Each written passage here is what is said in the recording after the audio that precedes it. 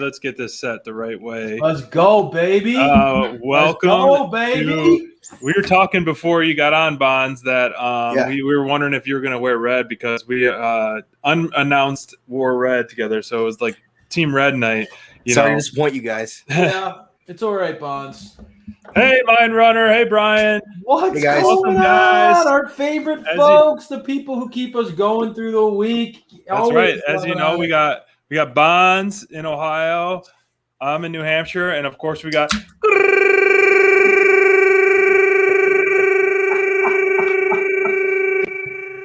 my man. Fish. I had my friends asking me like, "Wow, I didn't know you had Latin roots, my friend." it was great. Oh man, Listen, Robert just to watch out for his job, man. I mean, that was pretty awesome. Gosh. You can roll those R's like nobody's business. I gotta ask, who's in the colder environment right now? I'm in Michigan. There's like, we just got hit hard with a snowstorm last night. Another one, dang. What about you, SPD? I'm seeing you doing all these Dynamite download advertisements in the middle of like it looks like the Antarctic. Well, we're up in New Hampshire. We're heading back home, back down to New York tomorrow. I got a hop slam and a seltzer, so two for. Hey, that's what we're going on right now. I got shorts. I got a little Huma. What are you drinking there, bud? Good stuff. We all have green beers. Champion double IPA fruit. So let's get this show started off on the right way, guys. Bonds, you threw up a nice little poll on Twitter. It looks like tonight the buzz of the wrestling community is everybody's still jonesing over Kenta. That's double shot right there, boys. That's right. So if you at home want to cheers to the weekend, toast to us, anytime that we talk about New Japan star Kenta,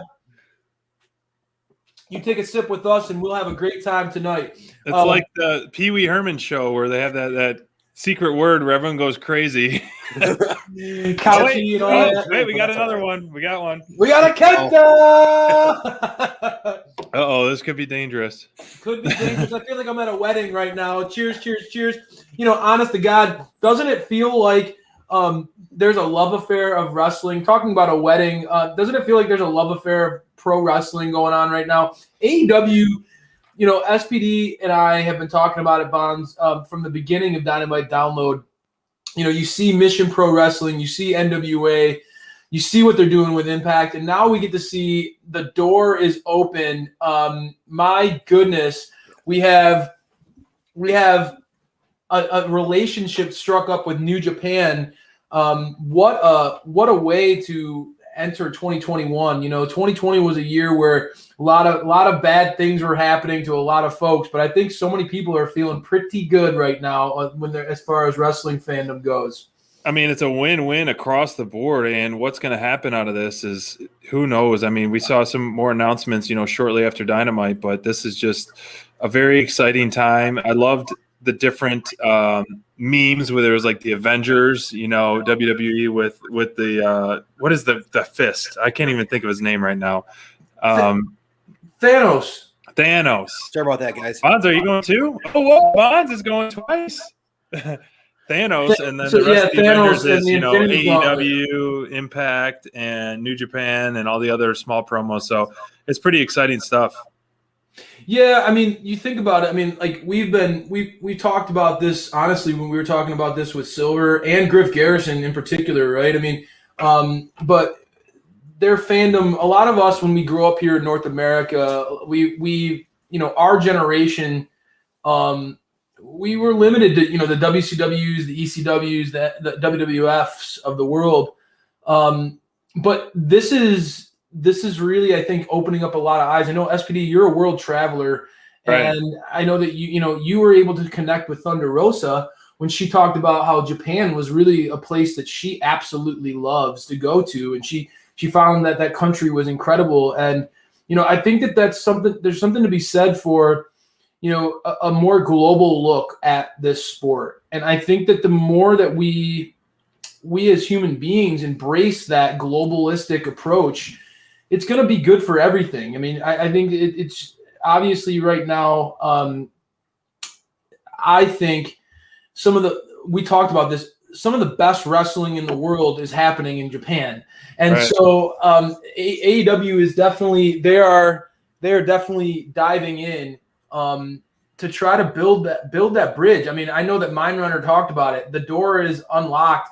Jon Moxley served a huge role in this, but man, I listened to another great podcast, Talk is Jericho, and he had Tony Khan on, and he was talking a lot about how Kenny Omega looks at the business like no one he's ever talked to before. You could tell Kenny's a deep dude. You can just you can tell there's a mind for the business. And his experience in Japan has shaped him in ways that he's bringing over here. And I think he's changing a lot of casual fans in North America and getting us to recognize there's more to it out there. I'm really excited about this crossover. Where are you guys at with it? I mean, what do you want to see? Obviously, we get a great main event next week. Let's start there. Why don't we start there first? Let's talk about that main event that was announced, because we didn't really get a chance to talk about it on Dynamite Download. It kind of got announced last second. So SPD, it involves two of your favorite wrestlers, the Murder Hawk and Kenny Omega. So why don't you lead us off? Talk to me about what you're expecting and how you're feeling going into next week. I have no idea what to expect with the chaos that's going to ensue with that main event, the lights out match. I think they're going to be all over Daly's place, in and out, and the Murder Hawk is going to do some pretty insane stuff. This will be, my first time seeing Kenta versus like any kind of talent like this. So I'm very excited for that. You said Kenta. Shoot. Oh, now you owe us another drink. So go ahead. So I think that I expect big things. I mean, it's going to be a little chaotic, but it's going to be controlled and it's going to be outstanding. We're going to get some high spots. We're going to see some awesome brutality to the extent that we want to see it. I mean, when you have just Moxley and the Murder Hawk, when they went against each other just one-on-one, it was outstanding. When Moxley and Kenny Omega went one-on-one, it was outstanding. And so, I mean, these four guys are going to steal the show. I'm absolutely certain that Kenny Omega, Murder Hawk, Moxley, and Kenta All right. are going to steal the show. So I can't wait, man. It's going to be brutal. It's going to be, it'll be the first major step of a cool crossover that we're going to get with the New Japan. So where they're going to take it from here, who knows? But I'm very excited. I'm salivating at next week. Like we touched on briefly last, how the card that was announced for this upcoming Dynamite was not the strongest typical AEW card. But as soon as they announced this, it really stepped it up about 5 notches for me. I agree, man. It's like a dream match. If you would have said this 3 years ago that, hey, these are the people who would be in a main event on a wrestling show, like together, that's insane. It's mind blowing. And I think that, like, you're right. This is kind of maybe a weaker card than normal, but this kind of balances everything out. This is just this is star power from around the world. This isn't just this is awesome. And there's history here. Lance Archer's wrestled all these guys before. Kenta lost his title to Moxley, right? Or was it Archer beforehand? I don't remember. They were all in that order, though. They're all the 3 back-to-back champions with Moxley's belt. Exactly. So it's like that's a big match for these guys. It is, and the more that I know that we got Neo Reality Entertainment in here, he's one of the dudes out there that I know he's geeking out hard about the potentials that could come out of this. There's a lot of fans like him who really are excited about the domino effect of it. Yes, we got Kenta, Yay! But there's so much more to it. When we look at the interactions on social, you're already seeing. I saw Finn Balor. I mean, that's very rare where you see a WWE talent do this. But I saw Finn Balor tagging all the former Bullet Club members in posts on Twitter, kind of with the big eyes bugging out at what they got planned. That speaks volumes. When the waves of what you're doing hits the big leagues over there in Stanford, you know that you're doing something right. Wow. And so I have a feeling that they got a lot going forward for them. Moxley in particular has, he's done a lot of crossover work. New Japan really recognizes that Moxley is a key piece to what they want to build around and his star power. And I think, again, I don't want to – Tony Khan talked about something that SPD, you and I got out of John Silver, which is the creative freedom that each individual gets. It's not a leadership-based locker room, but it's a, hey – what do you want to do? What do you want to do? And where do you see your career going? Let's run with it. And you can tell there are great minds already at work here in AEW that have been around the world who have seen a lot of great wrestling and a lot of great minds and a lot of great talents. And this is a really great microcosm of what can be if you let people from all, like, the melting pot mentality. That's what makes America great, right? If you embrace that diversity, it makes the internet wrestling, and that's what I like. We as an internet wrestling community should embrace more of what the AEW's values are, right? Yeah. That's how you and we here at Dynamite Download, that's what we're trying to build is, hey man, like I might not like this guy, but I'm not gonna crap on you or think that you're stupid or wrong for liking this feud or this idea or this character. Everybody's got their own thing. If you allow that individuality to kind of gain steam, we as fans, and I think the business is gonna get stronger and be better for it. Is it ever? I mean, what bad can come out of this? I guess maybe, I don't know if you would say like oversaturation or something, but honestly, like this is a win-win. It's a huge, nothing like this has ever happened before. And Tony Khan is definitely a game changer for say, he's an innovator, a game changer. He's not afraid to put his chips all in one spot or, to spread them out. He's not a selfish person. He's all for the biz. The unselfishness is what's really great in my opinion. Yeah.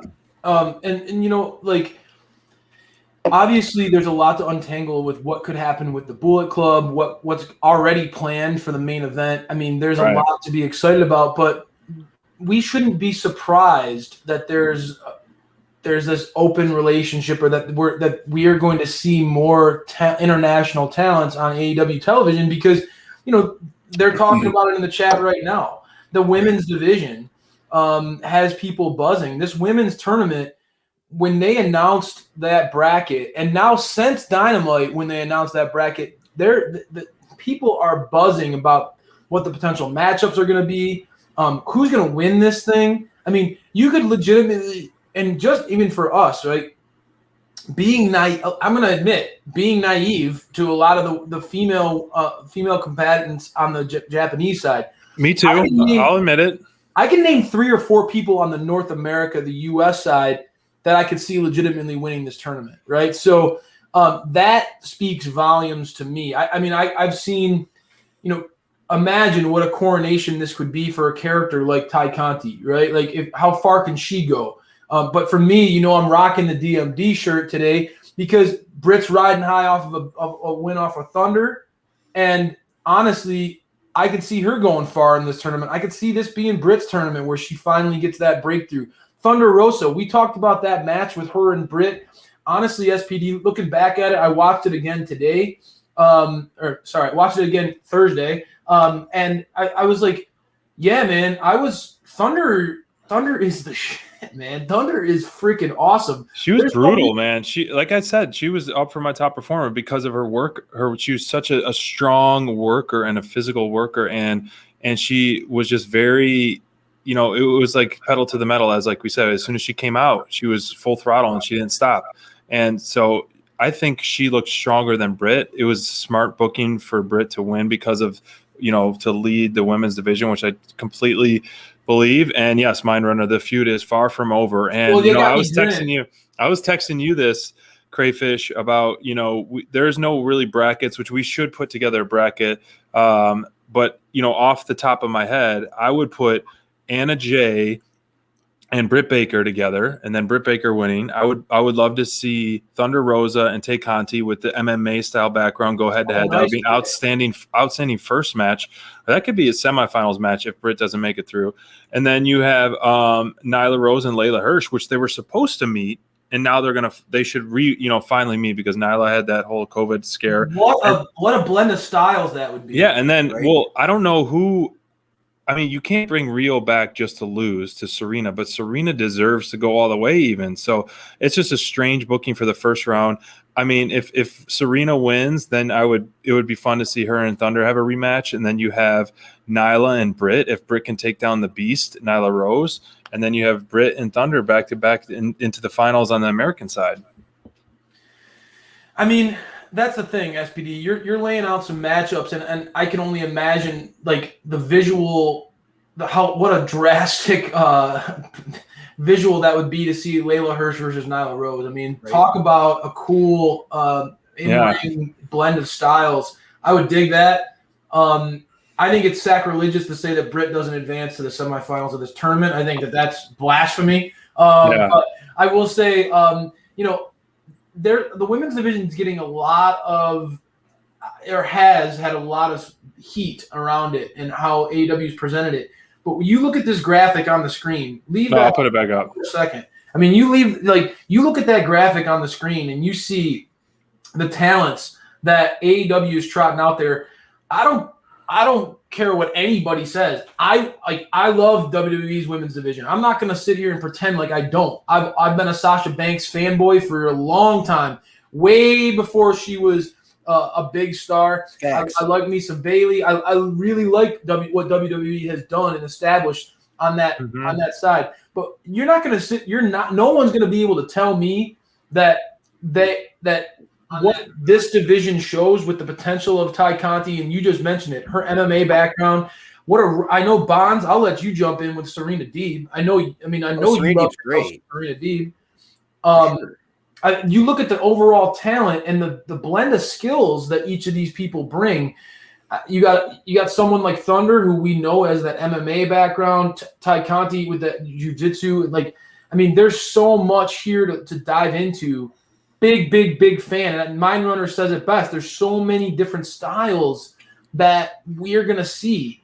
I can't wait. And this goes to show, again, Kenny has talked about it in interviews, how it's one of his missions to make the women, to potentially even get them their own show, but to give the women more of a showcase. Right. And I think that this is going to be – we saw it at Beach Break. And that's why we here at Dynamite Download were so excited about Thunder Rosa versus Britt Baker. We saw what that match could do. This is going to take that momentum and keep it going. Bonds, who do you think is going to take the – smart that they have a Japanese and American side because they were able to cherry pick their stars really well. Just look at the star power on that graphic. They were able to cherry pick their own stars and also cherry pick the stars that they're going to face. So it's just all star power. You don't have to worry about a lack of depth when you're just picking your top talent. Mm-hmm. I think that's what makes this such a brilliant tournament, really, because where they're going to showcase their own talent, showcase talent from across the pond, and we're going to see some of the best women's wrestling in the world from a lot of different styles. And I think that's great. And I got to ask, guys, and I'd like to hear what the people out there are thinking too. Am I naive, or am I being maybe AEW centric, but thinking that the winner of this tournament has to come from the North America bracket? Am I being kind of closed-minded in saying that, or do you guys acknowledge that maybe this is a way that AEW really? And the reason why I say that is I feel like, yes, it's amazing to showcase talents from all around the world, and I'm really excited when you look at some of the blend of styles that we're going to see in this tournament. But I feel like AEW's women's division needs to get this rub, and the title contender coming out of this tournament needs to be a face that we're familiar with, at least as a fan for AEW. That's how I feel. But I don't think that you can have somebody that's not an AEW win unless you plan on having them on the show and signing them. So it does, to me, it doesn't make sense, like, to kind of bury your own talent in a tournament for your title. You know, if this was the NWA title, then I could see it being different. But if it's the AEW Women's Championship, and I guess like this is a big opportunity to build your own stars. And if you're gonna go the opposite way, I understand if they do it, but to me, it's kind of a missed opportunity because they haven't really had a chance to build their own stars. There's one women's match a week on Dynamite, and Dark is more women centric, but you know, that's on the internet and that's not on television. So this is a big showcase opportunity. And I don't think they're going to mess that up, but if they did, it would probably be to sign somebody or have somebody that they plan on showcasing here as well. So I don't think they're going to mess up the bracket or anything like that. That's just not what they do. They're good at booking, but it'll be interesting how it plays out. I'm really excited for the tournament actually, because of that. It's going to be cool to see what they do. For sure. And, you know, I've been, you know, months and months ago, I was very hard on the women's division because I wanted the best out of them. And they've grown so much. You know, it's like a roller coaster. They had some good starts, then a lot of lows. You know, COVID didn't help, and now they're coming back up. And this is only going to make it even better. All eyes are going to be on it as soon as you know. I love the U.S. versus the Japanese type of theme in a way. How they're going to do it, I don't know if they're going to have these matches in the U.S. or are they going to be like taped matches overseas or on Dark or anything like that. But I mean, I feel like we're all pretty much close to an agreement with wanting Britt Baker to take the throne of this tournament, because we said it with the Thunder Rosa and the Britt feud. Whoever wins that should win be the next. And that's where I was going to interject, SPD. Yeah. Hold on. Or there could be a swerve if Britt doesn't win, Thunder wins the tournament, and she says, "I do belong here," signs a contract for AEW, and she's officially all elite, and then title match Shida and wins. So that would be pretty sweet. That's beautiful storytelling, especially with the way that Britt beat Thunder this last week, right? I mean, Rebel undoing the turnbuckle pad, really being involved in that, really costing Thunder the match. As you and I talked about, SPD, Thunder was – I mean, Britt looked like a powerhouse in that match. Going back and watching it again, you said it, Britt's size was quite evident how much bigger she was than Thunder, and she kind of has that presence to her, and it was accentuated against Thunder. Seeing Britt do Britt did the kryptonite crunch. I mean, Britt was carrying her around like a rag doll in that match. But for the most part, it was Thunder who was on the offensive. It was Thunder. I would say, about 80% of the match on the offense. She was pushing the pace, her kicks, her knees. Like she was going all out. And so I could see Thunder and Britt meeting each other again in this tournament. And Thunder, I love where you're going. Britt's not going to win this. To me, Thunder would be a freaking awesome idea because we've been clamoring for them to go all in on these two women.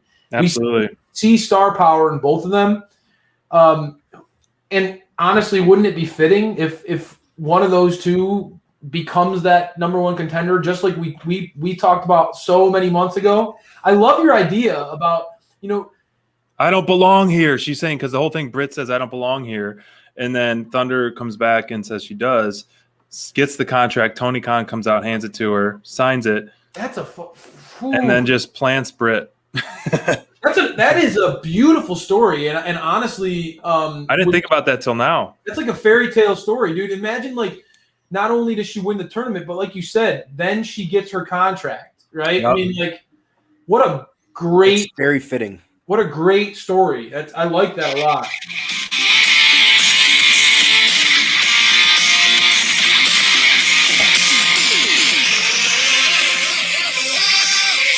Thanks, Britt. Bring it, Mike. This is a remix. So while we're dancing, y'all, I want each of you out there in the chat to come up with your best questions, all right? because we got some interviews coming up on Dynamite Download, and we're in the mindset of interviews right now. We need a couple good questions. If you could interview the Dukes of Dynamite, as our buddy Mindrunner always likes to call us, what's a question that you'd like to ask us? Who's your favorite wrestler? I don't know. Let's talk. Let's hear it. Well, first I want to an announcement that Crayfish and myself are going to be heading down to Dynamite on the 17th. So we will be live at Dynamite on February 17th. And so we're still working on trying to figure out what we're going to do in terms of show, in terms of special stuff, but we definitely will be broadcasting it. We definitely will be doing some special behind the scenes stuff as much as possible. And what it's like to see the show there. If you haven't seen our video where I was able to go to New Year's Eve New Year's Smash Night 1 on the 6th of January, but now we're heading back down there. So that's going to be some great stuff. So stay tuned for that in 2 weeks' time. But I do see, Brian R. had a good finishing move for Backyard Wrestling. So a lot of my gimmick was stolen from DDP. So I would come out to it's me, it's SPD. And then I stole the Rob Van Dam. And so I was a big Rob Van Dam. So the Frog Splash, this was before I was hitting the gym pretty hard. So the Frog Splash was kind of my thing. Now, if I had to have a finisher, it would probably be some kind of power bomb. I'm always been a power bomb fan. Yes. Who do you think is the best power bomb in the business? Like either all time, like for you, or like current? Who's your favorite? You guys know I'm a Kevin Owens mark. I love the pop-up power bomb. That's so cool. I do like that. It's so cool. Especially when he does it on the apron. Oh, dude, when he power bombed CJ Parker in his NXT debut, CJ Parker broke his nose with a palm to the face, and he slammed him so hard. I thought he broke his neck. I remember that. Oh, it was brutal. Oh, brutal. Yeah, it was like he was getting his revenge. On that when CJ Parker unintentionally busted his nose, but that was a bad one. I did some backyard wrestling back in the day myself, and I was big boy back then. So I was more of the enforcer. My gimmick, I was Vince Vicious. I had like the workout gloves, all black. And I did more power moves, SPD. So one of my moves, I was always a diehard fan of the Razor's Edge. I think the Razor's Edge it's like a power bomb, but it's like, I don't know. I've always geeked out about that move since I was a kid. I used to do the Razor's Edge. That was my go-to. That was so I do have, when I was, having some time down with the whole quarantine and all that stuff, I found some of my old backyard wrestling tapes, and then they're on YouTube somewhere. I'm not ready to announce them yet, but one day I'll let you guys know where you could find them. But we'll do a fights and flights with your video. Oh my gosh! There you go. We'll go back and watch some SPD backyard wrestling. Perfect. Hey guys, I gotta say, I want to jump in really quick. You gotta answer this one. I want to hear this one. This is what I was gonna ask, because Brian's working hard, but he's chipping in on the show, and we appreciate you, Brian. This is a great question. It's actually really funny because SPD was texting me today. He asked me, because you guys know out there, I'm a Pac fanboy, and he was like, okay, would you rather take the Black Arrow from Pac or 2 chops to the chest from Rey Fenix? And it got me thinking, right? Well, this is a great question by Brian. So, SPD, what finisher would you be willing to take, and what finisher would you never want to take? Well, I would never want to take any kind of tombstone or pile driver, because those always scare me. But other than that, I would love to take a stunner with Stone Cold having a beer in his hand and it's sprayed out. I would love to take a rock bottom. I would take pretty much any finisher of the GOATs. A leg drop from Hogan. Come on, but I'm afraid of all the tombstone, pile driver, the neck breaking stuff. So much can go wrong. Yeah, so I would happily take a chop from Phoenix, but it's like I said, I'd wear it as a badge of honor. Of course. Yeah. But we got in a chop battle. We have gotten a top That's battle. another video to be released. It's out there somewhere. It's out there. Yeah, it's out there on the YouTube universe somewhere. Bonds, what about you, man? What's the move that you would love to take, and what's the one that you would not want to take for $1 million? RKO is one I would take. Randy's so smooth with his delivery. He's a great wrestler. Ways to do it. Like, and plus, like, man, WrestleMania getting RKO by Randy Orton, that'd be the coolest thing on the planet. I don't even care if I lose.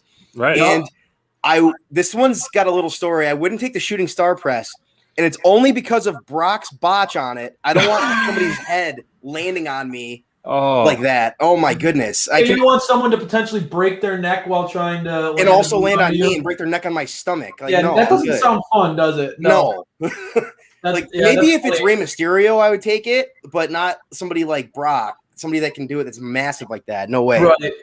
No, and that's a good party, man. Yeah, I mean, they're probably better at it than Brock, but it's fine. They're not 300 pounds jumping off the top right there. For me, man, the only type of finishing move I wouldn't want to have put on me is like the old school. Like, I wouldn't want any submission move put on me. Like, so the old school lion tamer that Jericho used to do, where he would like brutal lean back. Like, you guys know what I'm talking about, where he'd like elevate it and put his knee into the back of their head. That old school lion tamer looked. I always geeked out when he would break out that version of it. It's become more of like a Boston Crab over the years, but I really loved that lion tamer. So that looked excruciating. No, thank you, Lori. The move that I would like to take the most, without thinking about it too much, I guess, I'd love to like get an F5 from Brock Lesnar. I think that would be, it would not feel good, but I would love the feeling of just being like, just tossed. Like, I don't know. I just think that would be the closest thing to like being in like, I don't know. He says F5, like being in a tornado. So what about an F10 from Wardlow, bro? What's that? What about an F10 from Wardlow? My man Wardlow, yeah, we love that move. So, yeah, I mean, he's the next generation Brock Lesnar, if you ask me. He reminds me of that. And F10's even better, so I like it. If Wardlow can lift me up on his shoulders and toss me around like that, that'd be sick. I think that there's a lot of women on the internet that would like the same thing. All right. Man, nobody said Kenta. Oh, Kenta. All right. Welcome to the party, Lori. I was missing you. I was wondering where you were. So thank you so much for joining. Wait, Mike, I got a little. So I want to see your best Angelico impersonation. Yes.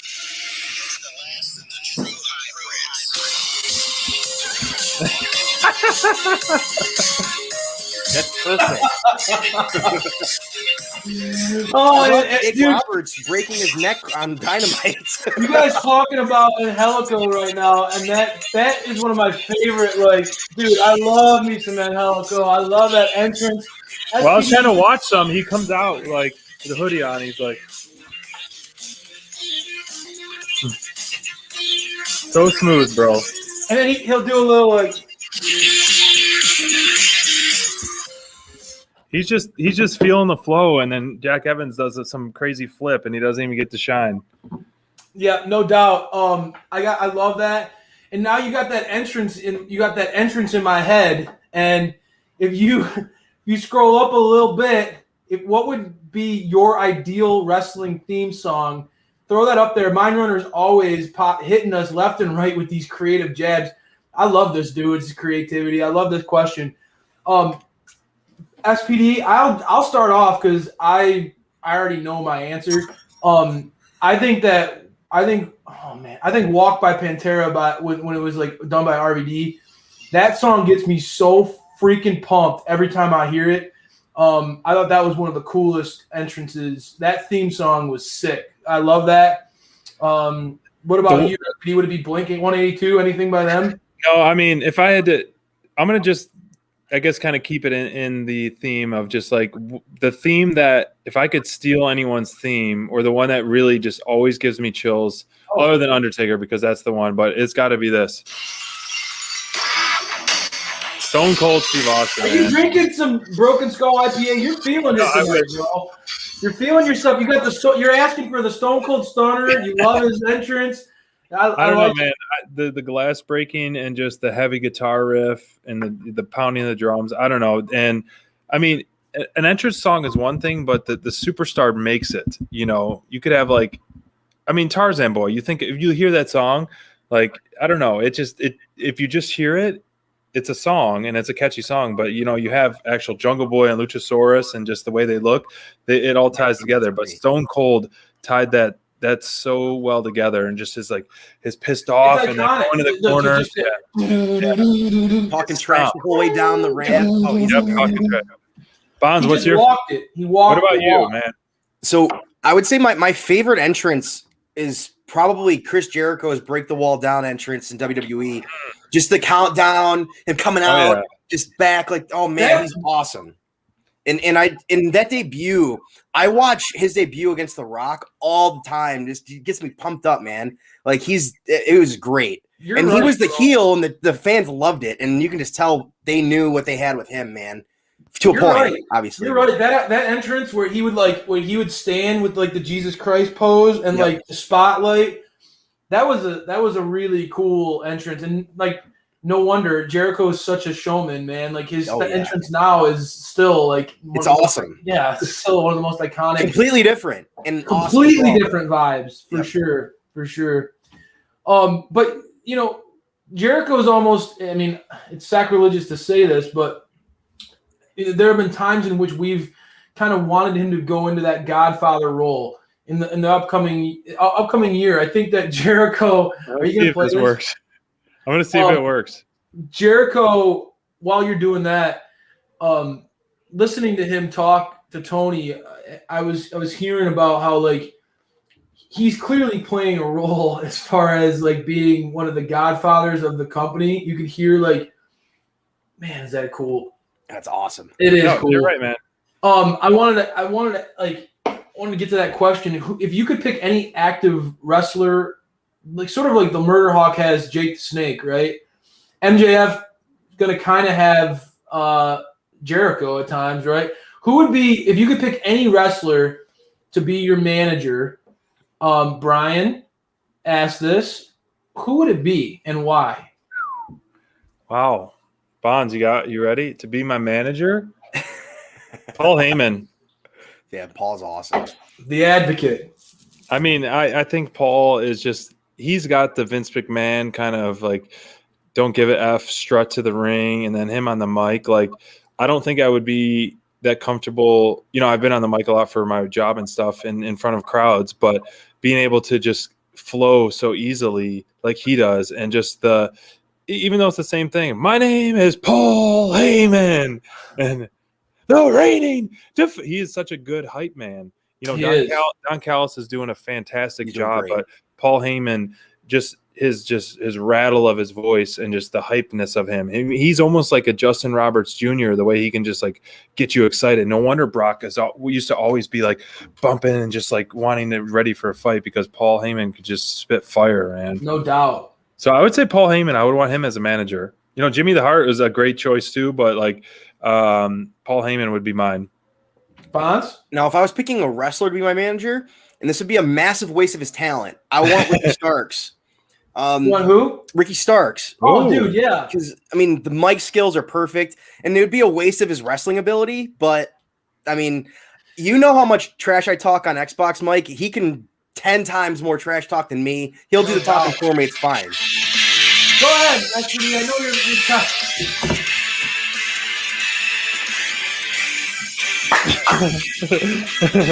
Dude, I love Ricky Starks. Also, Kenta. That's an awesome idea. Oh, I heard it. Oh, Kenta! That's the key word. If you hear Kenta, you got to take a sip. Oh, said it again. No, you're using the best of both worlds, man. Honestly, Ricky Starks is one of the best in the company. for being on the mic, right? I mean, that dude can cut. He's just a star. I know you love him. Every time I read your column, I always want to scroll down to like the Team Taz segment first because you were just such a Team Taz guy.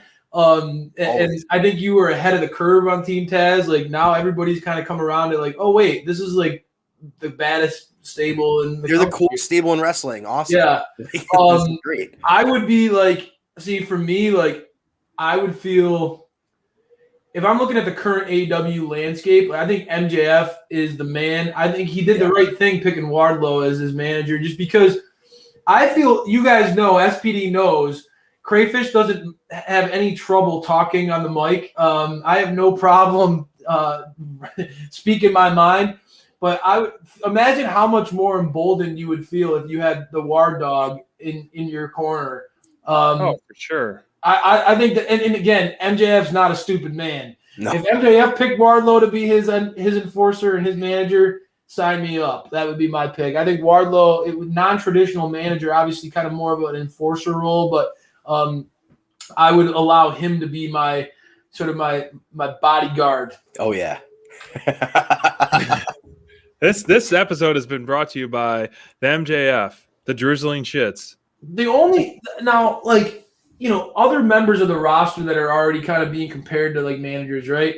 Eddie Kingston was mentioned, and Eddie, the only reason why I worry about Eddie is that dude, you can't trust him as far as you can throw him, you know what I mean? So I'd be worried a little bit about him backstabbing me, just like he's done to Penta and Ray Phoenix. So if he's going to turn his back on Ray Phoenix and talk about how he's dead weight, he wouldn't want to watch Crayfish in the ring. You last about a week under Eddie Kingston. Oh, Mind Runner. Oh my gosh, I liked you. So I got a question for you, Crayfish. Yeah. And unfortunately, I mean, there will be a time when we're all down there, Bonds, but going to Dynamite in 2 weeks, what are some, as the way you see things kind of maneuvering? Let's do, look into our crystal ball. Yeah. What are maybe 1, 2, or 3 matches that you could see forming, or maybe that logistic based on things are going? And then what would you want as a dream match to see based on what is actually like, legit with storyline purposes, not just like a fantasy booking 101. So what do you really think you could see happening in 2 weeks on Dynamite, which is so hard to predict? Yeah, I mean, Dynamite changes so often, right? I mean, we talk about it. They jam pack the shows. I would love to see a couple things, and I think that these are all realistic. I think that FTR in some way, shape, or form against the Jurassic Express, I think that that's very realistic, very possible. Obviously, they're going to save the money match of Jungle Boy and Lucha versus Dax and Cash. I think they might just rush that because, AEW, I feel like they've known to put those like ultimate head feud matches not on a pay-per-view or special show. We've seen that before. So that could possibly be a retribution. We'll see something maybe, this coming week of a response from Jurassic Express and be like, next week, you and us in the ring, something like that. No, especially with how quickly that's escalating. Right. FTR were victims of management overstepping their bounds and suspending them for the tournament. That was absolutely ridiculous. Didn't do anything wrong. But yeah, exactly. But that feud is escalating quickly, as Ron Burgundy would say. And I think if you abduct Marco Stunt, you can't keep that locked away too long. I know he's a little guy, and you could probably fit him in a lot of spaces, but eventually they're going to come for him and they're going to want him back. So I think that I would love to see some sort of match like that. If it is FTR versus Jurassic Express, that would be incredible. I would love that. But we talked about it after Dax versus Jungle Boy. I would be totally down to see Cash versus Jungle Boy or Cash versus Luchasaurus. Sign me up. So some way, shape, or form, I'd love to see that. And then I would also, you're talking dream come true, realistic type of scenarios. Yeah. I would love it if that card had Pac on it and Pac was involved in, if it could somehow have Pac and Phoenix in another tag match, that would have you and I don't know if you and I would make it through that match. I really don't. So if in some way, shape, or form, I would love to see the following people. I'll list basically my Mount Rushmore of AEW right now: Pac, FTR, and I'd love to see Britt Baker in action, or the waiting room, some sort of scenario where she's building towards the feuds and her stardom, and then just because I truly think that Lance Archer is on a warpath, I would love to see Lance in some sort of gimmick match. I don't know, man. I haven't been able to see a gimmick match in a long time. Before COVID, I would make sure I went to at least one wrestling show a year, and that was always sort of my promise to myself.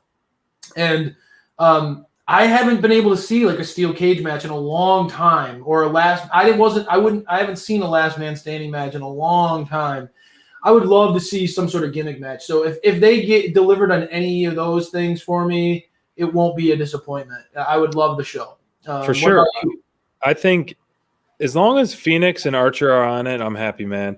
Those two, honestly, like if Archer is on it in 2 weeks, that means he's been the most featured talent over the past month or so of consistency.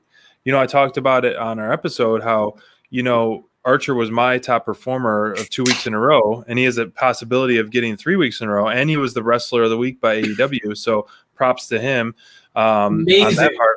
Yeah, so well-deserved, absolutely well-deserved. But he has been featured nonstop, which is absolutely what we need and been wanting for. So where he goes from after this match, I hope it should continue to rise. I hope his star continues to rise. So I'm just thinking of the history and the style of booking. Pac. Okay, he was on 2 days ago. He's tentatively not advertised for next week. So is he going to be on every other week? It's because that could be perfect timing. So, and I would love to see Cody in ring. But honestly, as long as I get the Murder Hawk and Ray Phoenix, I'll be happy in some way or another. And of course, if Kenny Omega, who is North Carolina, his entrance is awesome too. I love his entrance. Yeah. I don't know. So I would be happy. I'm going to be happy regardless, just being there. Okay, so you asked me. You asked me the questions. You asked me 2 questions. Yeah. What would be a match that you would love to see that's realistic, and then what would be your dream match if you could just be Tony Khan for the night? Yeah. What would you book? So for me, I guess if I were to say like realistic, it would, like I said, it would feature maybe Pac versus Kenta. Pac versus Kenta. Fuck yeah. Potty mouth. Sorry. It will only happen on Friday night fights and flights. And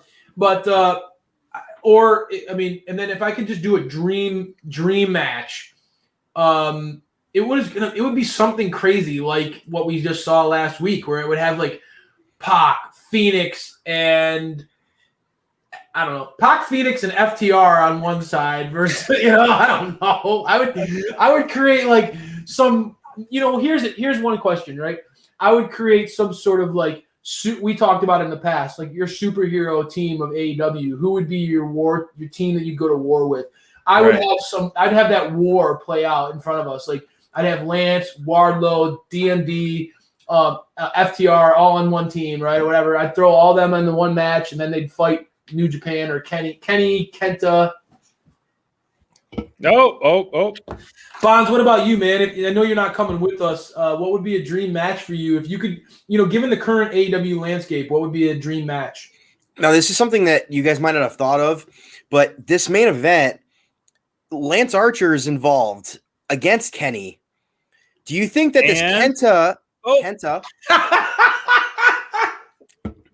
match,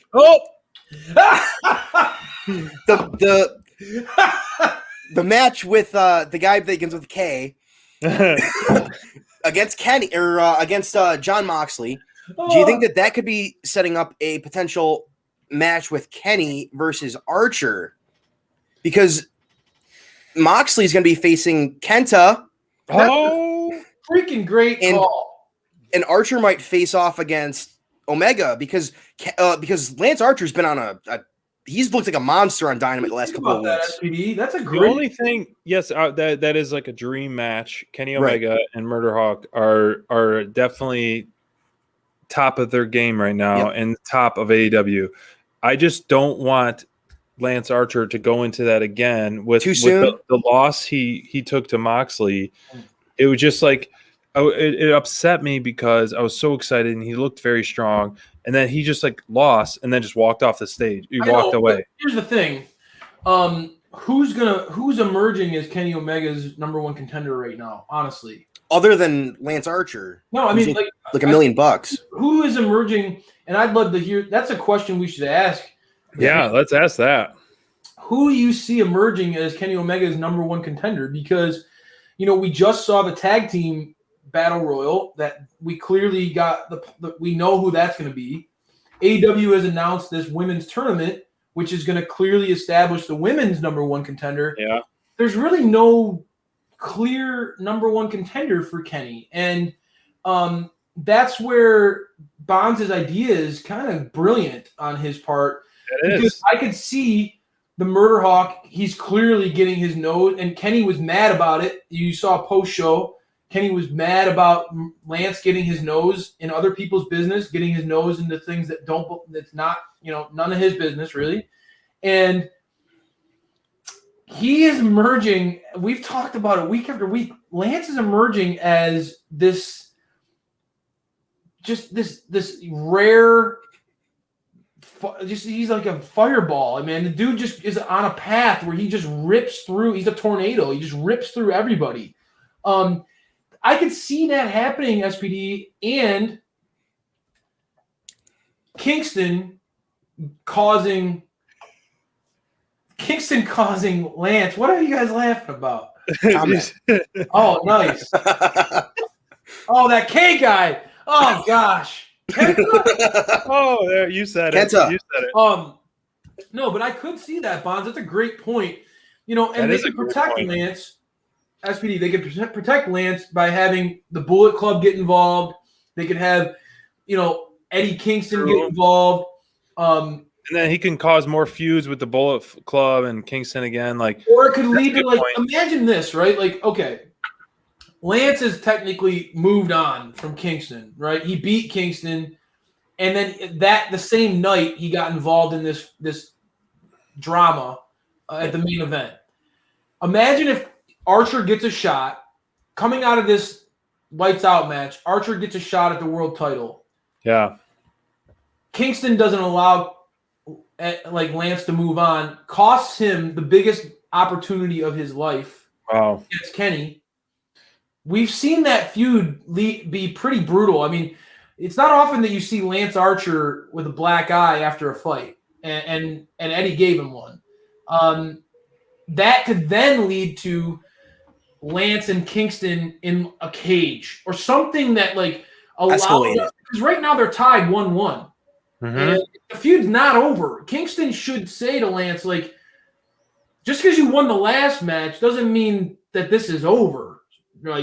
We're square one again, son. This is, and if you could imagine a last man standing match, a first blood match, a cage match, something like that at Revolution between Kingston and Lance Archer, that could be, especially if Kingston costed Lance the shot. Whoo!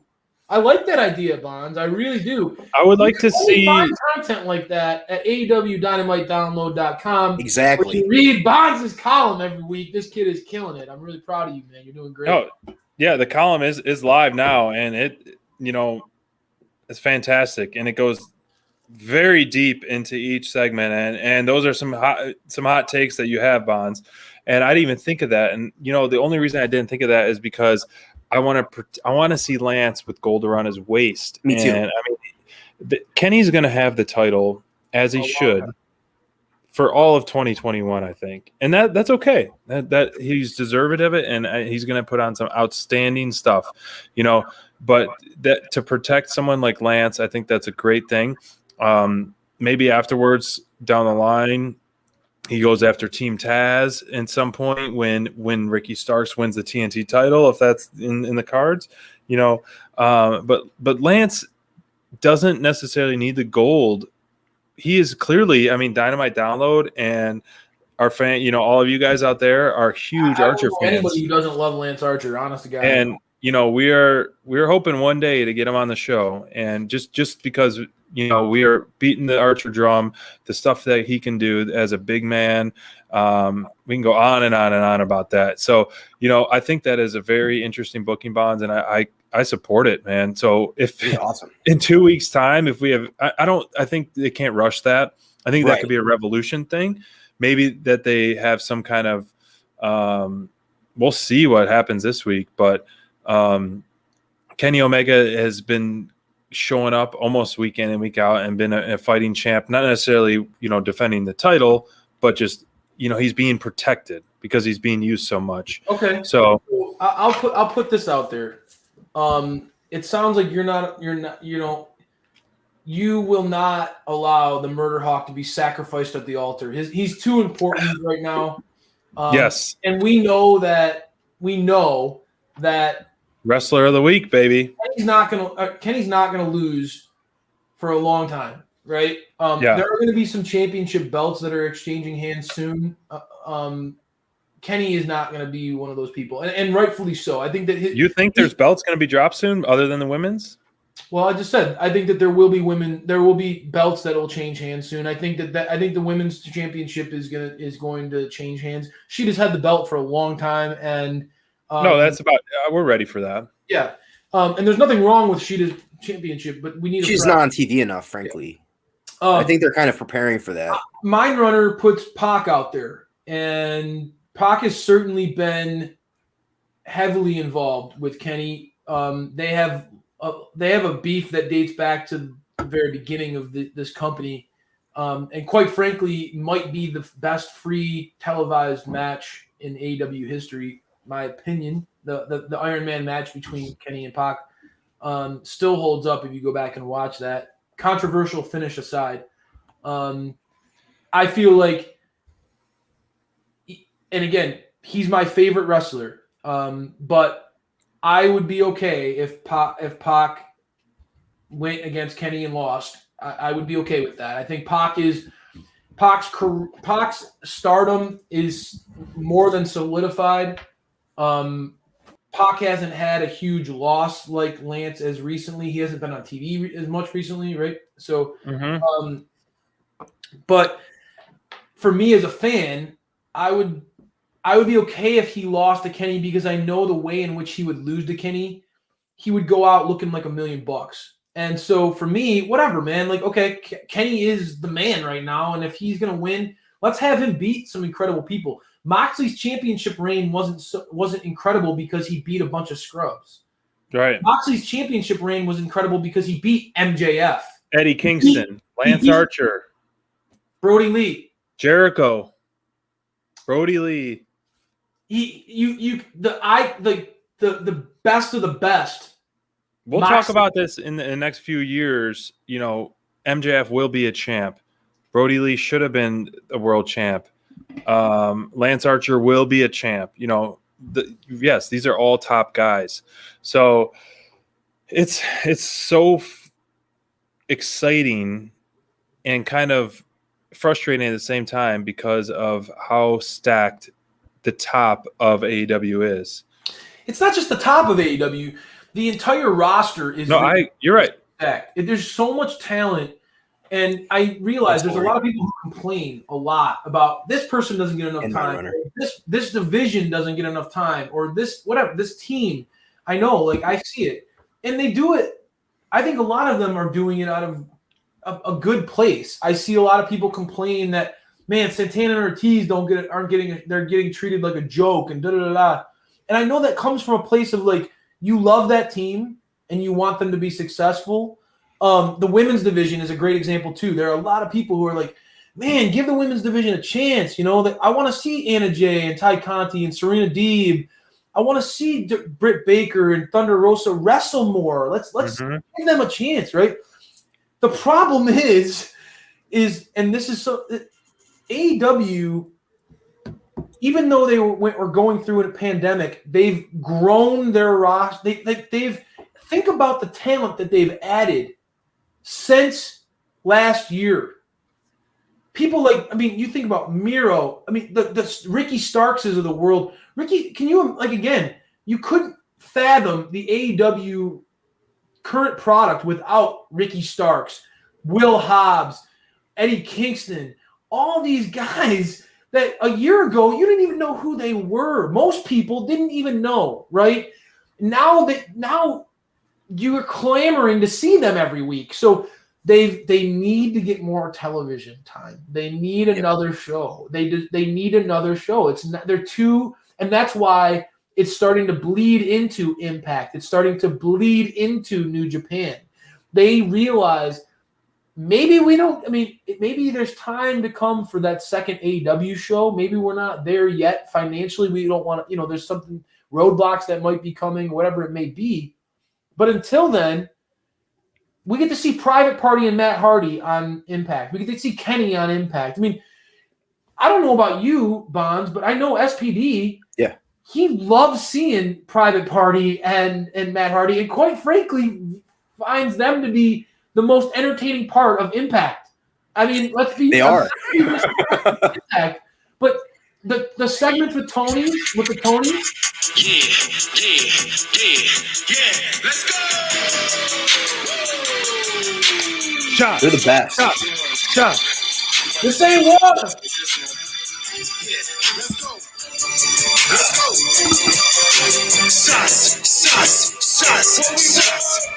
Get another beer. I need another beer soon too. I don't know about you guys, man. This Friday night flights is going really great. I know. So I do love Private Party, and this is just so fun to just talk about how many, because it's sad in a way, but it's really it gives me smile ear to ear. Like you're like, oh wait, I forgot about these guys. In a way, for a second, like you forgot about this talent. You forgot about, like we talked about TH2. That we forgot about them for a while, not on purpose, just because they were just not featured. And so they're an awesome team. Everything about them is fun to watch. So, there's such a deep roster. We can be fantasy booking stuff so much. And I just want to ask one more time, like, give me your best Crayfish, give me your best Angelico.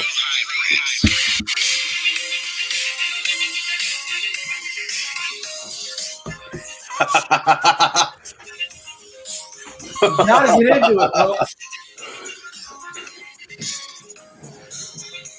What if we saw TH2 in 2 weeks when we're at Dynamite, bro? I love me some dirtbag Jack Evans. I preach the gospel of Jack Evans anytime I can. Dude. What if you had TH2 or, granted their heels go against, MJF and Jericho because they're just kind of get reps in. So I don't know. MJF and Jericho getting an opportunity to be out there. I would take it like, how I am at sporting events. Yes, I know how you are. If MJF is on the show, I'm going to make it my personal mission to know that I'm there. My personal mission. You'll know you're there, Mike. MJF knows that Crayfish is here, son. The drizzling shits are in the town. MJF, you're the drizzling shit. Yes, Mike. He knows, dude. I got the lungs for that, son. Guys, Bob's been there plenty of times when I've got kicked out of events. I'm making my personal mission. MJF, I'm coming for you, son. Mike has made professional baseball players laugh at his comments at them. Yeah, fair, but they have laughed at what Mike has said. We went to a Ring of Honor show once, and Mike will troll whoever he can to the point where the American Wolves are laughing at him. The American Wolves in Ring of Honor were laughing like hysterically at what Mike was saying. It was great. Oh Trust man. me, when you guys are watching Dynamite live on the 17th, Yeah. you will know we're there. Whether it be a chant we started or whether it be throwing someone off on the mic, Dynamite Download will explode with the presence there. You're right, SPD. We made a promise, and you. Yes, let's talk that's about Dark Order, right? Yes, we did. We made a promise Silver. to Johnny Hungy. Two things. We made a promise. Two things to him. One, you told him about my reputation, and you told him, and I told my wife this week, and she was dying laughing because I was like, Sean told John Silver in the interview. She asked how it went, and she was like, Sean told John Silver in the interview that because he misses fans, and I loved hearing that answer, and I tweeted about it. It didn't get a lot of likes or whatever, but I thought it was great that John said he missed the fans more than like he wanted a championship, more than anything. He just missed the fans. And SPD promised him, like, when we're there, Crayfish is going to make it sound like there's several thousand people in there. Yes. So I love that. It's contagious. It'll be contagious because you'll be so into it. Others will want to join you. If you can't beat them, join them. It's the ultimate thing. Amen. So, yeah. All right. What's your second? We would get him a Meat Man chant going. Yes. And we'll get the Meat Man chant going for Johnny. We got to think of what the best way would be. Meat Man. We want the Meat Man. No. Or I don't know. How would you do it, Bonds? Or you know how they do Young Bucks. Let's go, Meat Man. There we go. Let's go, Meat Man. Or Meat Man. Yeah, Meat Man. Dude. Yes, I like that one because it's like a long, drawn out one. I like that. I don't know. We got a couple weeks to think about it. I'm really excited. I can't wait to get down there. It's gonna be a blast. All right, what's two? Mind Runners with me. Meat Man! Meat Man! There it is. Huggy! That's what we got. We got the new chant for him, man. We're ready for it. I can't wait. So He's let's the talk man. Dark Order because the tag division, we got to see SPD. You mentioned John Silver's performance. We talk about what we'd like to see. When do we see the Dark Order getting a little bit more? I don't want to put it out there quite this harshly, but when do we see one of these guys or teams breaking out? And because I feel like anyway, the AEW, they have something. Mm-hmm. The fans are naturally behind this group. And I think that there's a major groundswell of support for several members of this team that we need to start seeing them getting, like, don't you feel like any of them deserve some sort of title opportunity? Yes, I think that we will see a tag title opportunity out of them at some point. I've always, I've been very impressed with John Silver and Alex Reynolds. I've been very impressed with Stu Grayson and Evil Uno, just the way the chemistry, and even Five and Dime. Yes, they are the quote unquote, as the announcer said, the home team. And when we talked to Silver about it, just how much of a shift, a year ago, even the announcers, even the fans, a year ago to today, you would have never guessed that the Dark Order is who they are today. We saw some of the old botches where they had all their little minions come out and they were throwing, like, unfortunately, like, really horrible punches. That's a long time ago, bro. Yeah, so that's not from where they are now. They are stars, man. Yeah, they are must-see TV. I think what we're going to be seeing is, if there was fans at every single Dynamite, John Silver would be the hottest person over in all of wrestling. Dark Order would be over more than anybody. AEW gets the luxury of having a select number of fans every other week, roughly, give or take. And I think that you would have you just hear the ovation anytime Silver's there. Getting eliminated in the Royal, the Battle Royal, and the Dynamite Diamond Ring Battle Royal. He was getting a lot of people were booing because he got eliminated. Dark Order would get over so they would be the number one draw in AEW right now because of the fans. And I think we've that's part of seen why John Silver does realize, yes, like he misses fans, but I do think Yeah. that John Silver realizes, like he said it, I want my title win to be in front of fans, and Right. it's not a coincidence, dude. You compared him to Daniel Bryan. I feel Yeah. like if John Silver got a TNT Championship win, or I mean, like if he had a match against Darby, those two could. I know that Darby typically does better against bigs. We're gonna see him go against a big sack of something next week. We're gonna see Darby's typically get better against big men, right? But John Silver, man, if you give him a title opportunity or a title match in front of a large crowd, I hear you. I feel like John Silver is a star waiting to happen. He's young. He talked about it. He's not even 30. He's a young boy. Yep. I like his opportunities a lot, and I think we're working on an interview with a guy who I feel like is emerging as the singles star of this group. And I mean that, like, let's just put it out there. I feel like there's a serious powerhouse that's emerging out of that group. And you know that Crayfish and SPD, Bonds, you too. We here at the Dukes of Dynamite, we like those big powerhouses. We talked about it with Griff. Griff likes wrestling from the power position, and there's something about those big fellas, man. Like you can't grow a Wardlow on trees, dude. You can't grow. Right. You just can't grow a Lance Archer on trees. You can't grow a Preston Vance on trees. It doesn't happen. Brian Cage.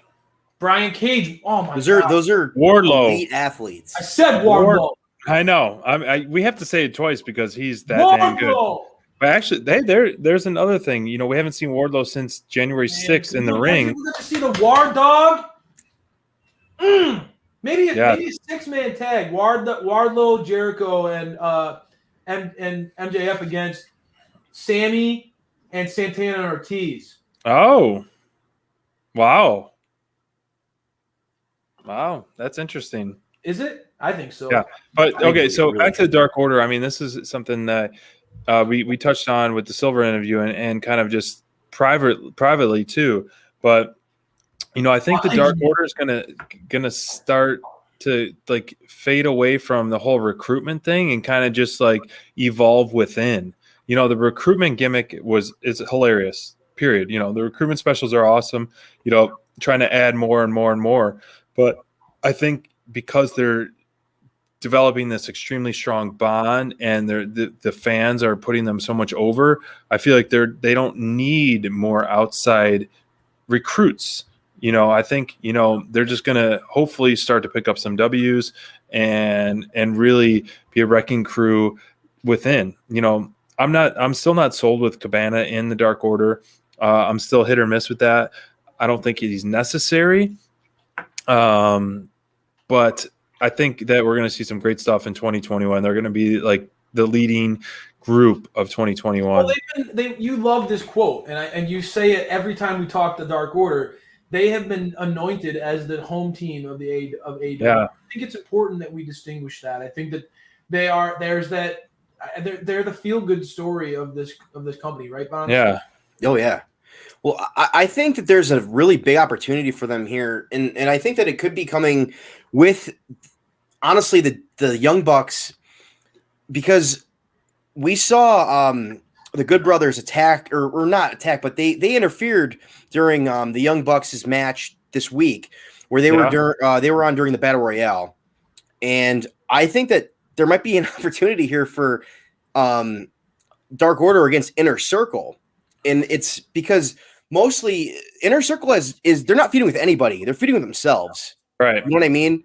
Ooh. And so if Inner Circle wins the tag championships with Good Brothers interference, you're potentially getting rid of the Young Bucks in the title picture because they'll be facing off against the Good Brothers. And then Inner Circle has nobody to fight because they've been feuding with nobody. So what happens here? You know, the face of, or the home team of AEW is Dark Order. Yeah, who's the top babyface team of AEW? Yeah, exactly. And who's the top heel team? Inner Circle. Yeah. So I don't know, man. I think that there might be an opportunity here, and they might be setting something up because they know that Dark Order's over. They know they're not dumb. They know they're over, and they know that Inner Circle's over, and they might have some great matches. Imagine John Silver and Alex Reynolds versus MJF and Chris Jericho. Yeah. Yes. I'm nodding along here, SPD, and I love you that you threw that stuff up there again because I had to put that up there. It's worth it. I think that what's happening in tonight's episode of Friday Night Fights and Flights is that we're not going to have the Bonds' biggest moment. It's going to be like booking by Bonds, and I want your takes.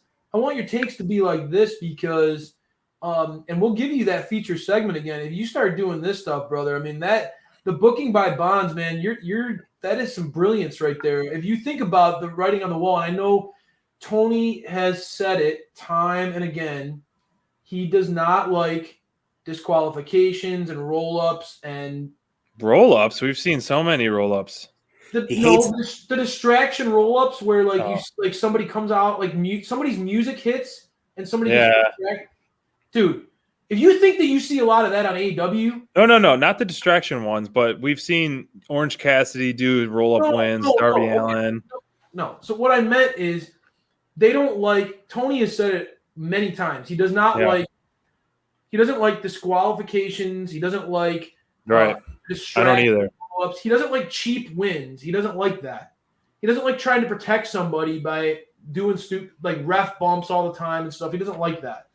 Yeah, that's not a good right. I agree. Although that's the case, the Good Brothers somehow Don Callis of all people costing the Good Brothers. Can you imagine if Don Callis Bonds? This is where you got me thinking now. Don Callis could get involved, cost the Young Bucks their championship. MJF and Jericho, they'd be more than happy to take advantage of Don Callis's help. Exactly. They win. They go on to feud with Johnny Hungy and Alex Reynolds. I love where you're going with that. You get true heels, true faces. And then, again, Impact becomes the home for you get to see Kenny and the Good Brothers against the Young Bucks. I love that. That's a great point by you. SPD. I think that's interesting. I love that booking. I never thought of it till now. But I think that would just really taint the Young Bucks' first title run because that would not make them look strong. That title run, I mean, we'll forget it. We'll all forget about like their title run after that. But that would be probably the least anticlimactic title run in the tag division to date. Do you think that might be like the Young Bucks are known around the world as one of the best tag teams? Like, do you think they need the gold? You know what I mean? Neither does FTR, bro, and that's the truth. There are certain teams that don't need the gold because they're so established. And I'll be honest with you, like the Young Bucks are one of those teams who are better when they're chasing than when they're on top. And there are some people who are better when they're champs than they are when they're the underdog, and vice versa, man. Like that, the Young Bucks, they can you just want to root for them. And so when you got that, I feel like there's that. I don't know, man. I can see that happening, but Lori throws that comment out there, and that's why I wanted to get into this next topic. Who is somebody who is like over that you're still having a hard time coming around to? And the reason why I throw this question out there, and it's not, I know it's a negative question at first. It comes off as we're going to hate on somebody. That's not what I want to talk about. I want to talk about how I've learned some lessons as a wrestling fan by being on a podcast. Mm-hmm. What I mean by that is my opinion is out there, and I've gone back and watched my opinion, and I look at it and I'm like, man, I didn't give the Acclaimed enough time. I judged them too quick. And now I'm really feeling the Acclaimed. I'm really feeling them. And, I look back on it and I rewind the clock and I say, man, the main reason why I wasn't feeling the Acclaim back then was, their first rap was pretty corny. And I hadn't seen them at all. And all of a sudden they got a title shot and they were 8-0. And it just, I was like, what? And they're great. They're great. Dude, the more I see them, the more I realize wrestling fans need to be more patient. Mm-hmm. Wrestling fans need to be more patient. They need to give people a chance. They need to be not so quick to judge. So I want to ask you, who is a wrestler out there or a team that is a challenge for you as a person to display a core value? And this is me bringing it up as, like, I'm an emotional guy. I've been thinking a lot about life lately. And I want to ask, who is a character that's on the current landscape right now that you have to remind yourself, okay, practice what you preach, be more patient. Who is that character for you? Anybody can jump in. Oof. Gosh, I mean, that's a deep question, man. Answer, Yeah. If you know yours, please go. Okay, I'll give you guys some time. I'll say that I think somebody that I think all of us kind of don't understand the push, and somebody that we might need to put ourselves in other people's shoes is Abaddon. Because Abaddon got a title shot, and all of us didn't understand it. I think that that's something that, we aren't every fan. You know what I mean? There's people have other reasons for liking superstars, and I think that we should probably, maybe we don't really understand Abaddon's character. You don't. But other people do. Right. And you don't connect with her. Right. I don't connect with her personally, but other fans might. And so for me, like, I don't understand the push that there was. I don't think it's there now, but I don't understand it. But that doesn't mean that other people are fans of her. She's a huge, like, our video that features her is our biggest video. And by far. Exactly. And we might not understand the gimmick, but it's clearly hitting with other people. So maybe that's on us. Just because we're fans doesn't mean we're right. You know what I mean? And you can take it from there, SPD. Man, go ahead, Crayfish, because I still need some time. No, Ryan, that's a great one. That's a great one for sure. Thank you. Bonds, that is the way you ended that question. I think it was something that we as people should think about. Yeah. Just because it's your opinion doesn't mean it's right. And you can obviously have that belief or that opinion and be passionate about it, but it doesn't mean that it's got to be the absolute truth for everybody in the whole world. Right. And you don't have to always apologize for disagreeing with other people's opinions, and you're allowed to not connect with a certain character or a certain show or segment. Bonds, you don't have to be ashamed that you don't love Abaddon. That's okay. Oh, of course. That's okay. But it is important to recognize that her character does connect with a lot of people. And or even on a basic level, she's a human being who's chasing her dreams, and exactly. It's not your place to crap on her. So for me, and you guys, I'm going to lighten it up a little bit. I think you guys could both say it for me because I refuse to speak his name. We don't need to speak his name. So there's a character that's, honestly, I'll be honest. I'm really, really struggling with the guy who's fighting Darby Allin this week on TNT. I have a really hard time with the guy. And I found myself like wanting to say things and not giving him a chance and being like hyper, like it's been weird, right? I love talking to the wrestling community on social. And ever since it was announced basically that he's going to get this shot, I've like sought his page out and read his posts and read the comments and got myself upset and not commented, but I'll drink to that. Here's the Darby Allin's opponent. Do you want to finish your thought, or you want me to go? I realized. Here's the thing. I realized I was wrong for that. Right. I'm proud of myself for showing restraint and not commenting and saying things that I want to say, but aren't positive or constructive or fair. I don't know him. I don't know him as a human being at all. So it's not my place. So in the meantime, I wish him the best. I want him to kick butt on Wednesday. I hope that after that match against Darby, You're proved wrong. He did a great showing. And I'll be honest with you, I watched him in that dark match with Bear Country, and I'll say it. He threw an awesome diving elbow drop 3/4 of the way across the ring. And so I'll give him his props. And I hope that more of that happens in my life, in the second half of my life. You know, I'm 35 years old, and I hope that in the next 35 years, I get more wisdom and more perspective to celebrate other people and to reserve my judgment when I'm maybe not feeling it. And I think far too many people feel like it's their duty to just, if I don't agree with this, or if I'm not feeling this character, if I think that the booking is wrong, or botching moves, man, you look at the posts where people are shaming botched moves and stuff like that. Who cares? It goes viral, and you wonder, like, man, like, what are we doing here? It's easy. People are so quick to put the negative out there because it's easy clickbait.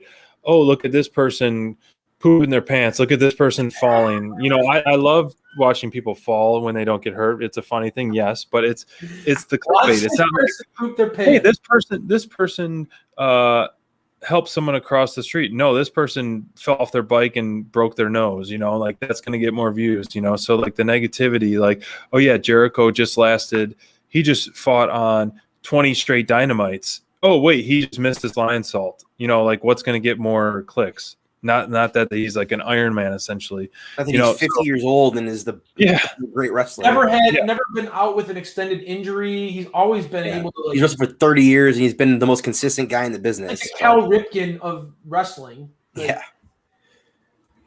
Everybody's Mount Rushmore is Chris Jericho. So what's your thing then, SPD? I mean, I know you said you liked the question, and maybe I got a little too deep with my answer, but I've done a lot of reflection on, like, you know, early on, it was Darby Allin. You know, I think not early on. I would say a few months ago was Darby Allin, because he just wasn't showing up to me the way he should be. You know, the way he was ragdolled, you know, being thrown around so gingerly like a, you know, crash test dummy. But now, yes, I'm so pro Darby, but I have to agree with the majority, you know, and Lori, like, the Acclaimed, man, I'm still not buying them. And I know you're starting to slowly come around, and I think I will eventually. And I'm 100% around on those. I'm 100. I'm not coming around. Like, I'd love to hear why you still are reserved. I wonder if you've listened to any of their stuff on Dark, or if you go to their page and, like, listen. I watched the last match with Dark, and even their match to me wasn't that impressive. And I don't know. They have some good, like, one-liners when they come out with their rapping, but it doesn't do it for me yet. You know, I loved, you know, the New Age Outlaws. They come out talking smack, not rapping. I loved, you know, Big Cass and says it right there. So I love that. And so, have you listened to have you listened to, talking about the Acclaimed, have you listened to their new music video when they? Yes, I'm still not. Yeah, I'm still just. Wow, I'm working on it, sick, dude. I'm working on it. So that's my question. I mean, that's me right now. No, that's fair too, dude. That's totally fair. I mean, yeah. I will agree with you that their in-ring work is not.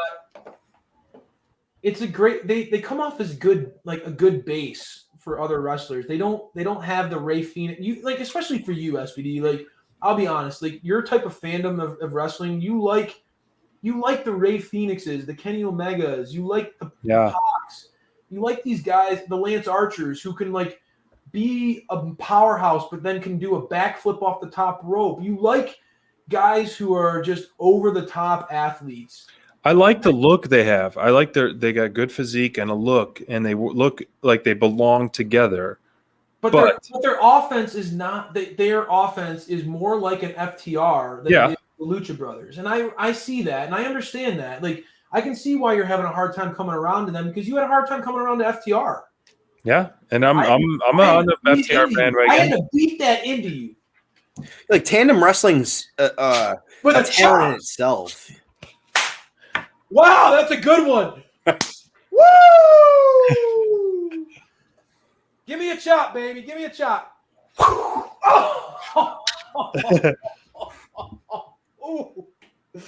All right, we need to take a second. All right, everybody. All right. That was a deep question by Crayfish. Let's get loose. Got to lighten things up.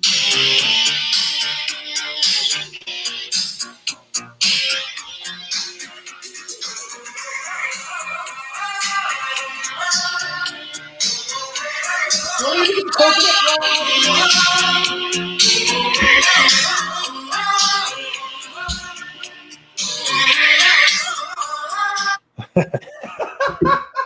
We're going to be paying some royalties here pretty soon, boys. White guy move going real good. Well, there. anytime I play that on YouTube, it says that copyright infringement. So, Oh no, that's all right. That doesn't matter. Yeah, we need to take it. Like, here we go. Thank you, Brian.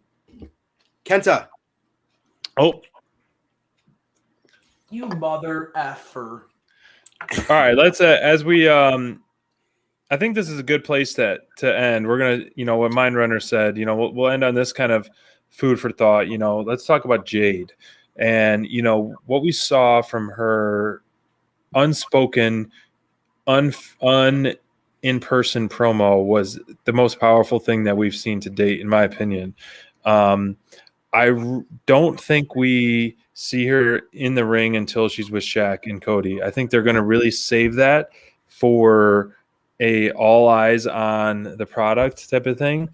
You don't want to ease her in. I think, unfortunately, as much as I want to see her in the ring beforehand as a one-on-one kind of squash with whomever, Save I think that save it. I think they'll save it, and it'll be an even bigger wow factor for her because she's gonna take the win. She's gonna take the cover, and she's gonna have the finish. I think she's gonna destroy Red Velvet. I think she's gonna destroy Cody in a sense. Around. No, she's gonna Brock Lesnar Red Velvet. And here's the thing.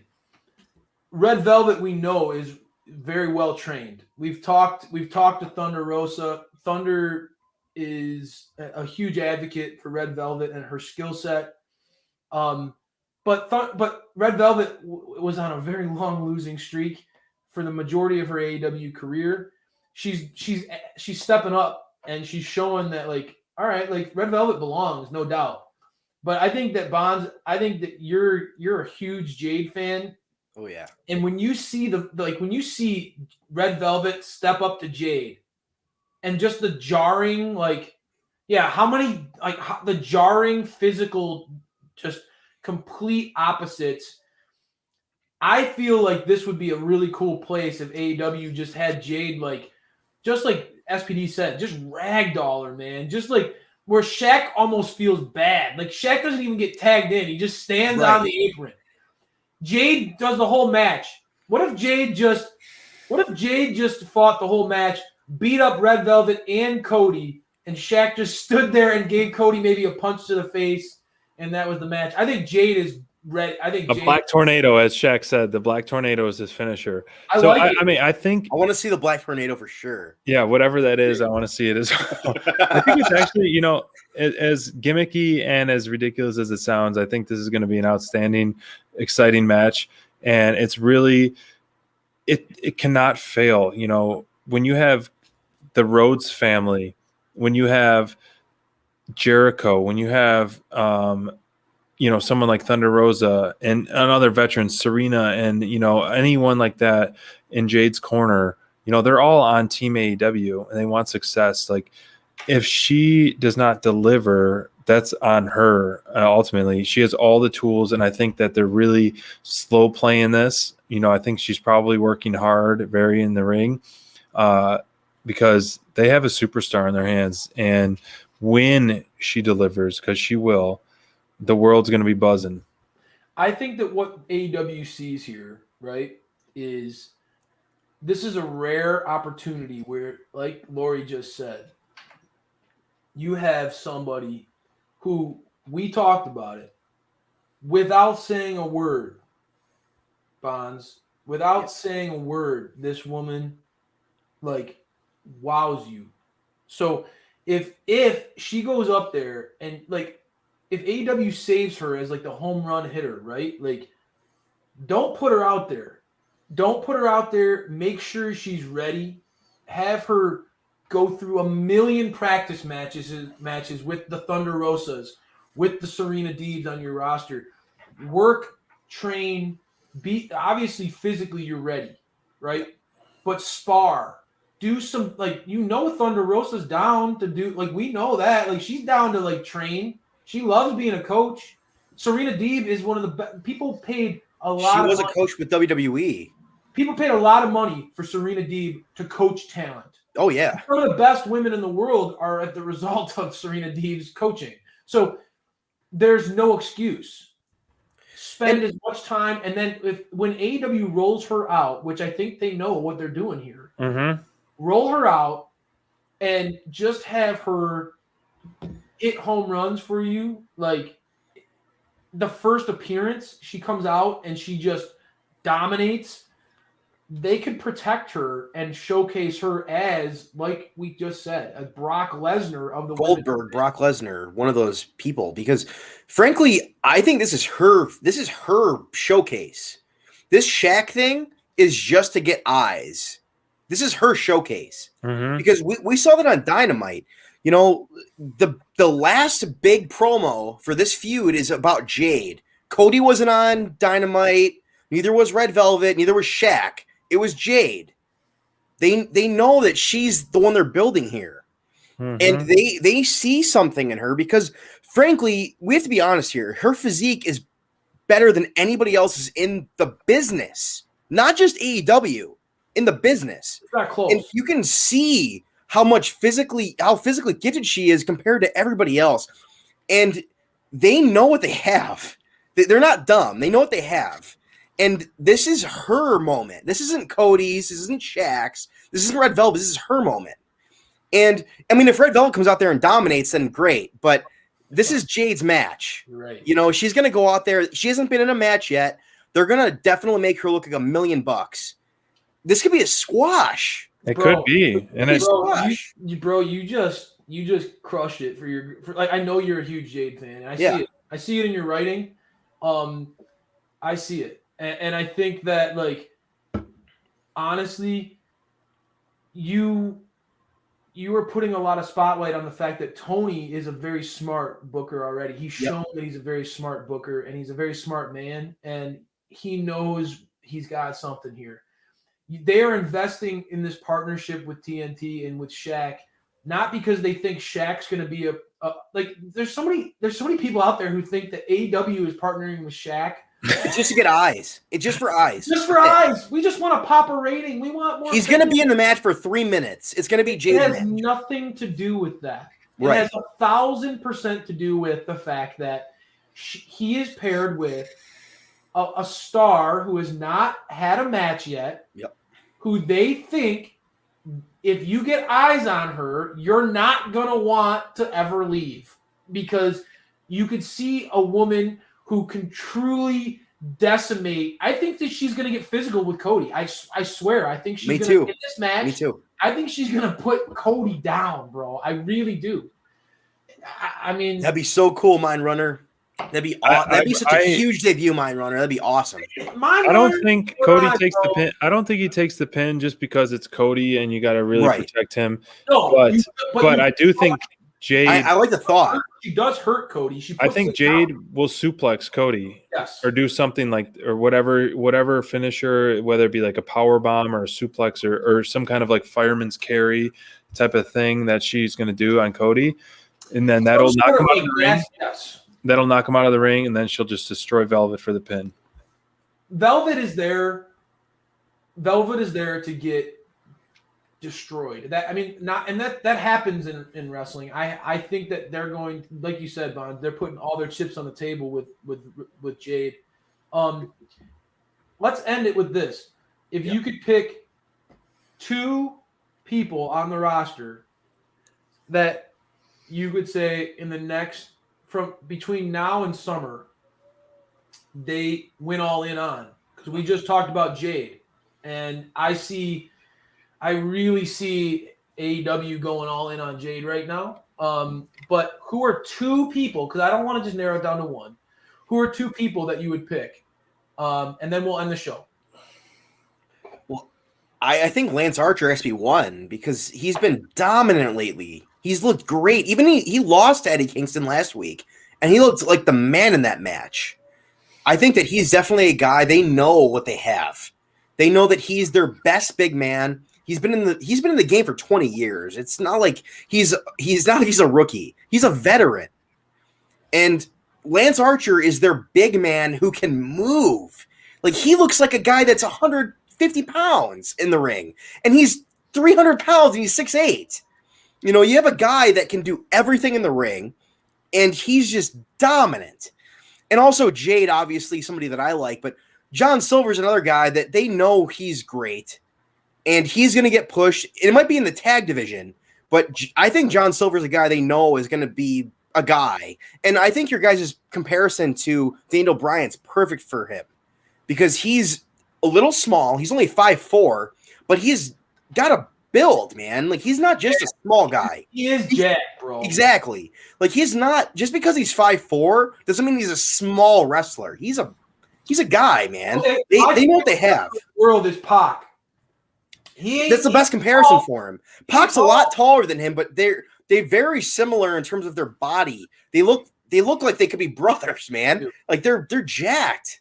Oh, it's great. What about you, SPD? Those are 2 great picks. Archer because, and let's not just, all right, Archer because his age, he's in the, like, he still, like, looks right now.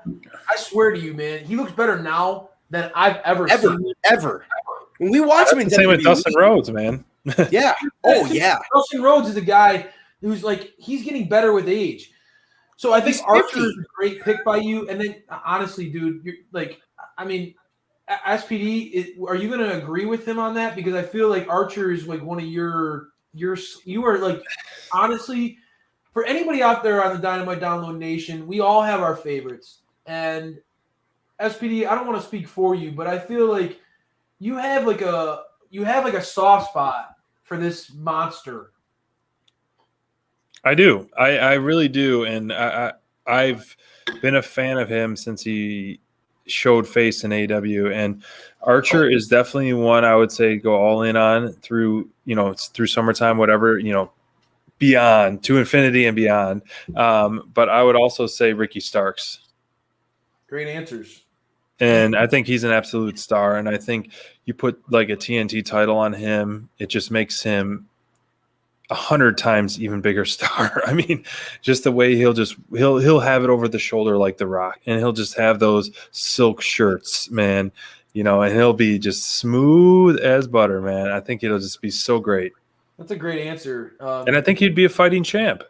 He would. He could work with anybody. I mean, he's great in the ring. That's a great answer because there's certain people who just ooze champ, you know what I mean? And I feel like he can make that belt feel like special. Like the world title. You're right. Like, he's going to have it over his shoulder. He's going to be looking like a star, talking like a star. All the people want to talk to him. Right. Go ahead. Give it to us, SPD. The revolution is televised. Yep. I'm ready, man. I think he's got it. I agree. I mean, all right. So who are your 2 as we're wrapping things up? All right. So it's going to be a clean sweep with Murder Hawk. I feel like. So we are all in that the Murder Hawk is the star that we want AEW to push in 2021 right now. I mean, he needs to absolutely. They need to push Lance where he's at right now with what he's shown. There's no denying this man. He's shown an ability in a very short period of time to be one of the most convincing menacing heels on the roster, and being one of the most like kick-ass, fun, good guys on the roster. Yeah. You show that ability. I know Bonds is nodding over there because he loves guys like Kevin Owens who can do the same thing. But if you show the ability to be able to pivot in both directions and be awesome at it in both ways, and I think Lance is putting on some of the best work, I mean, since he's been in AEW right now. I feel like this guy is undeniable. He's just a ball of fire whenever he's on the ring, man, and whenever he's out there in a segment. So I love it. I love the energy he brings. I love the fire that man brings to the ring. I love that he keeps pushing himself to get better. He is a leader. I feel it. I love him. And then we heard it from Griff that how much of a leader he is backstage too, and how much of a supporter he's looking out for the boys, man. Good call. So that's makes us even a bigger fan. Look at what Griff Garrison said in an interview. How he's looking out for other people so much. Not that that's a very common theme in AEW, period. But just someone like him, that's great. I agree. Oh, yeah, I agree. It speaks volumes to the thought, again, the mindset that Lance brings. You can tell if you follow him on social media. He's a thoughtful, intelligent monster. Yeah. He's not just some big jock. The man's a deep dude, and you can tell he loves his family. He loves his fans. Very supportive, good dude, and easy to root for. And so I love Lance, and I would, like you talked about, I would be honored. Like if we're at Dynamite in a couple weeks and we get to see the Murder Hawk, you and I are going to be rocking out so hard. Yeah.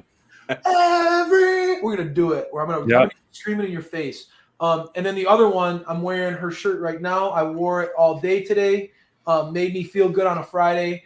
The DMD, Dr. Britt Baker. I just feel like beating Thunder Rosa, proving that she can carry segments. Really, the only true definitive segment that you can say AEW does. Honestly, I mean, the waiting room has proven to be entertaining. She uses her platform to put others over. She's always funny and hilarious. She feels so comfortable on the mic. I think that Britt has proven over and over and over and over again that whatever situation you put her in, if she breaks her nose in a match, she'll turn that into an iconic moment in her career. If you put her she's in a wheelchair, she's going to cut great promos. You're back. Can you see me? Man, I was cutting a great thing about Britt there. But anyway, I'm just going to keep going because I don't know what's going on with SPD. But I'll be honest with you, I feel like Britt's proven that on the mic crayfish. Stuff. She was in a wheelchair. I see you. She was in a wheelchair, and she still cut promos that kept. Sorry for the technical difficulties, everyone. All right, and then and she's awesome in the ring. She beat Thunder Rosa, and that's it. All right. Thank you, everyone, for Mindrunner can hear you at least. And sorry, this is because I'm not home. My internet is a little bit unstable, so I'm sorry about that. You guys, I can just hear you. We're gonna, stay tuned. We got some great stuff coming. Man. We got great stuff coming next week and later this week, and we will definitely give you guys. Mindrunner's right. I said Kenta. That's it. Mindrunner, thank you. We owe two. We owe two, guys. Okay. I'll check that out, brother. You know I will, man. You know I will.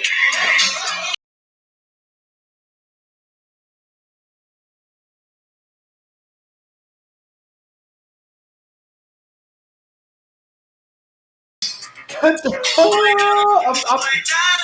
gonna have to get a third beer next week. We'll get another beer. Wow. Thanks, guys. Thanks for joining us.